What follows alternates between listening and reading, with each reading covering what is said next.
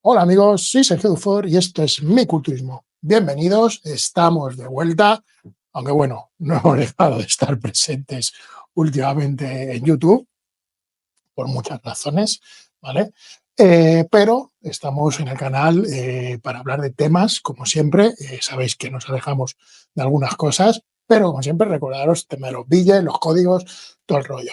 ¿Vale? Yo además ahora me pido vacaciones, así que sí que necesito que compréis porque me voy a quedar sin un puto pavo. Bueno, en vídeo de hoy hacemos un poco lo que ya sabéis que me gusta hacer, tomar temas un poco de actualidad, que estén presentes en redes y tal, y hacer los míos para opinar en base a eso, pero no centrarme en eso. Esta semana hemos visto, y bueno, todo el mundo ha comentado, el entreno de Joan Pradels, ¿vale? Pues un entrenamiento en el que llegaba una cota de entreno muy alta, terminaba llorando y tal, un entreno que terminaba hecho polvo. Y voy a llevar este vídeo por dos partes, ¿vale? Una, por la parte de sobre si la gente que no es culturista puede opinar y tal, y luego daré mi punto de vista, ¿vale? Como digo, para no perder el hilo. La gente ha hablado del tema de Joan, unos a favor, otros en contra, y yo no voy a entrar en un tema de la eficiencia del entreno, porque si algo que he aprendido a mis largos 20 años de culturismo, he probado muchísimos sistemas de entreno, he probado muchísimas cosas que sobre la teoría no iban a funcionar, cosas que sobre la teoría eran perfectas, y al final de todo sacas conclusiones. Y si algo he aprendido, como digo, es que es a no dar nada por sentado en esto del entrenamiento, ¿vale? En lo que al culturismo de competición se refiere. Sí que hay mucho estudiado, sí que hay mucha materia fundada y demás, pero cuando se habla de culturismo de competición hay unas variables, que todos sabemos, evidentemente una de ellas, la más importante, la química, que hace que las cosas a veces no se deban dar por sentadas. Yo en mi caso evito hacer juicios precoces en lo que es la efectividad de un entrenamiento, pero repito que el vídeo no va a ir por ahí. La primera parte del vídeo lo que voy a hablar es sobre lo típico y tópico, nunca mejor dicho, sobre si se puede opinar sin ser culturista de competición o no ser culturista de competición. Yo soy de los que piensa que se puede opinar de cualquier cosa siempre y cuando se haga con respeto. Es decir, no creo que haya ningún tema tabú del que nadie pueda opinar, más allá de mantener el respeto y las formas. Que sí que es cierto que a veces en redes se pierden, no se pone a opinar, estamos llenos de opinólogos, sobre todo en este país, pero yo a mí el mantra ese de que si no eres culturista o si no pesas tantos kilos no puedes opinar es algo que me aburre, porque además creo que puede ser un discurso infinito, es decir, si pesas 70 no puedes hablar de uno que pese 100, pero si pesas unos 100 tampoco puedes hablar de uno que pese 120, si pesas 120 no puedes hablar de uno que pese 150, si ha ganado, si nunca has competido no puedes opinar de uno que ha competido, si ha ganado el Campeonato de España no puedes hablar de uno que ha ganado el Campeonato de Europa. Al final puede ser esto un discurso interminable del cual yo al menos no creo que me sienta, no me siento partícipe, para nada. Primeramente porque cuando uno está en el ojo público, en el sentido de que tanto bien para subirse a un escenario o bien para generar contenido y demás, está sujeto a que se opine de mejor o peor forma. Que eso ya sería otro debate si es que todas las opiniones son tan válidas, que evidentemente eso sí que hay que asumir que no todas las opiniones son igual de válidas, ni todas las opiniones son igual de fundadas. Pero desde luego, hablar de físico para dar más valor o menos valor o más peso a un argumento, yo no lo veo algo de rigor. ¿Por qué? Porque al final, sin irnos más lejos, dentro de la industria del fitness, o bueno, dentro del mundo de culturismo competición, mejor dicho, vais a ver que el 90% de los entrenadores o han sido culturistas muy limitados o es gente que ha cometido con muy poca progresión, y realmente todos los que somos entrenadores tenemos asesorados que están mucho más fuertes que nosotros. Realmente creo que ese es el buen papel de un entrenador, el poder llevar a asesorados que hayan llegado a una cota de nivel mucho más alta. Por tanto, entonces, ¿qué tendría que darse una vez ya el alumno ha sobrepasado al maestro en este caso? ¿Quién tendría que asesorar a quién? Creo que es un discurso un poco manido. Por otra parte, uno puede no haberse dedicado al mundo de competición o puede no haberse dedicado al mundo de las asesorías y demás, pero sí llegar a ser un gran experto y conocedor, evidentemente de teoría, ¿vale? Evidentemente de teoría, como he expuesto al principio, no creo que la teoría sea la madre de todo en un marco que tiene tantas variables. Bueno, uno puede ser un experto en entrenamiento y demás y dedicarse de forma profesional y saber mucho. Y hay muchísimos casos así, en todos los deportes. Vamos a ver, el tipo que retransmite las Olimpiadas y habla de atletismo no corre más que Usain Bolt y probablemente nunca haya corrido unos 100 metros lisos y lo que es seguro es que nunca está en unas Olimpiadas. Lo mismo cuando hablamos de ciclismo, lo mismo cuando hablamos de tenis. Y seguro que son gente que está muy formada, que tienen conocimientos en dichos deportes y en fútbol ni os digo. Entonces yo creo que si queremos normalizar un poco el culturismo de competición, creo que hay que ser un poco más abierto a las opiniones, repito, siempre donde haya un respeto y donde haya un intercambio y un ten con ten. Evidentemente no se puede caer en la falacia de si no estás fuerte no opines, si un has competido no opines, porque entonces ninguno podríamos hablar de culturismo nada más que Sansón Dauda, que es el actual campeón del Olimpia. Y además va a salir hoy a la palestra. A lo que vamos, señores, relájense con ese tema, acepten las críticas, igual que a veces aceptamos los halagos, y no hagan un mundo. Y a veces, y yo es algo que con los años he ido viendo, en esto del culturismo puedes aprender cosas, detalles y tips del que menos te lo esperes, y entonces creo que hay que salir un poco de ese discurso. Dicho esto, y ahora es a la parte B, ¿vale? La parte en la que defiendo la otra postura. En concreto, se ha criticado mucho el tema del entreno de Joan, si es más efectivo, si es menos efectivo. Señores, en el culturismo, evidentemente, cuando hablamos de competición, la efectividad la marca el físico. No podemos hablar, siempre se habla de los entrenos, cuáles son mejores. Cuando se habla de Coleman se dice, pues si Coleman hubiera entrenado de otra manera, bueno, si Coleman no sabemos cómo hubiera sido de otra manera, pero entrenando como entrenaba fue 8 veces Olimpia.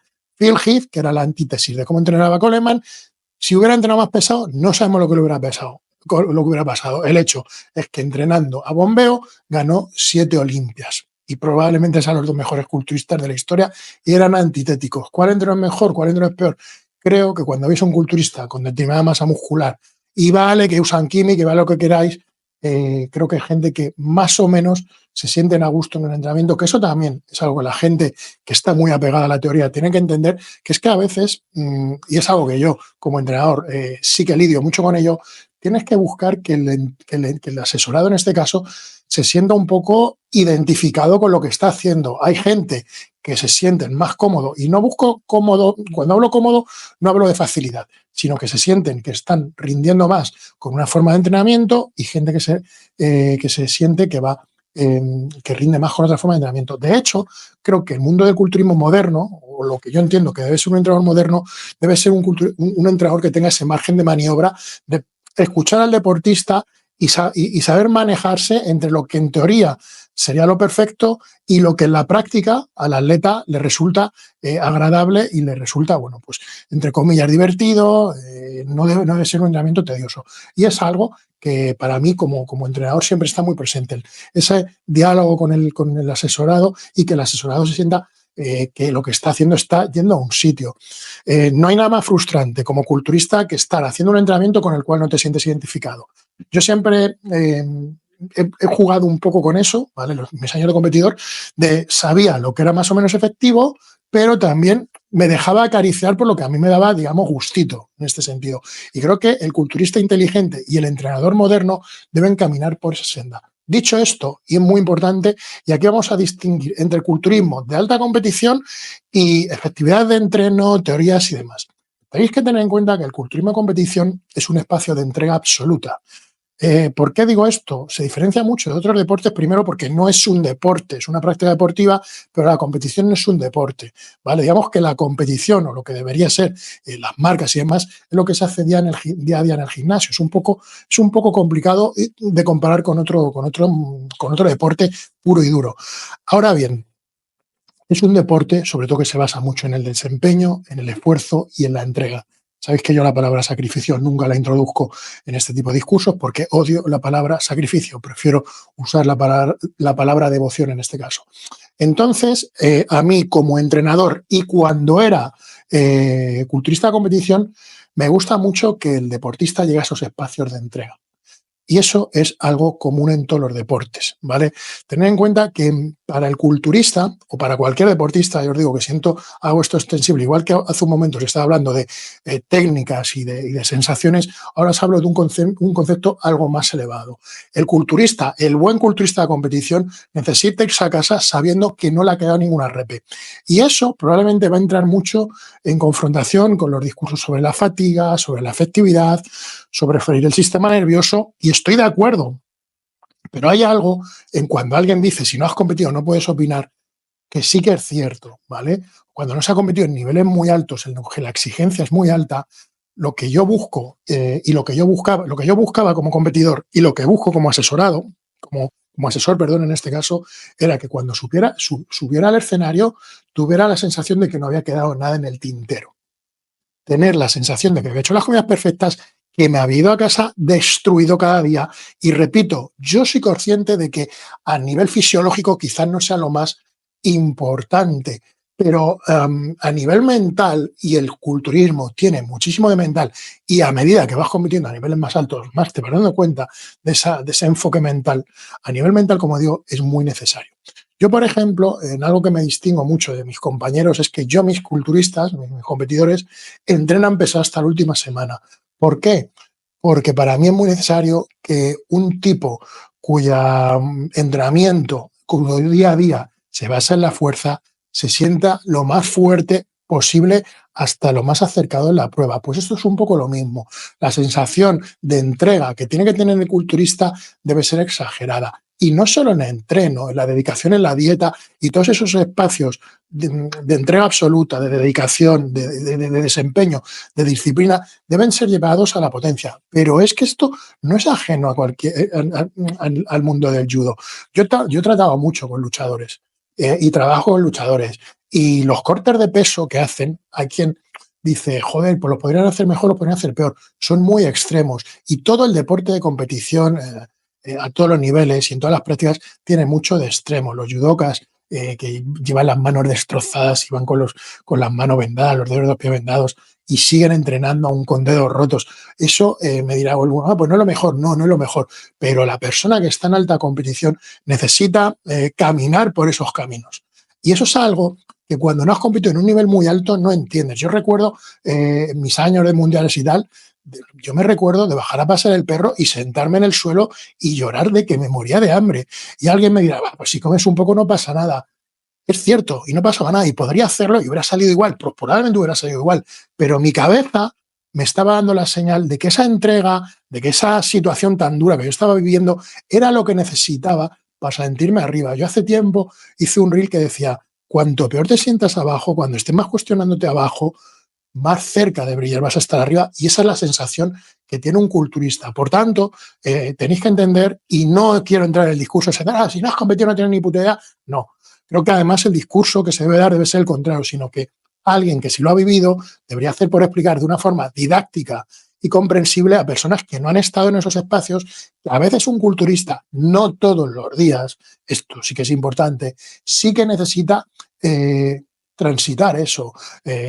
Como se dice, ningún camino fácil conduce a espacios de grandeza, y es que es un hecho. Entonces, más allá de juzgar lo que es efectivo, lo que no es efectivo, muchas veces tenéis que entender que para un culturista o para un deportista de élite es necesario transitar por esos caminos. Entonces, hay que dejar esa puerta abierta a entenderlo, y además los culturistas deben dejar también la puerta abierta en otra dirección para explicarlo sin caer en la prepotencia, sin caer en la caverna, sin caer en esos espacios comunes de garrulismo en la que a veces caemos mucho los culturistas a la hora de juzgar a personas que a lo mejor no pesan tanto como nosotros o no tienen la misma masa muscular que nosotros, pero que también son aficionados al culturismo y que probablemente también sepan mucho de culturismo, simplemente que ese punto de vivir una preparación de alta competición no la han vivido. Pero hay que intentar acercar posturas, porque al final todos estamos en el mundo del culturismo por algo, y es porque todos, de una manera o de otra, lo amamos.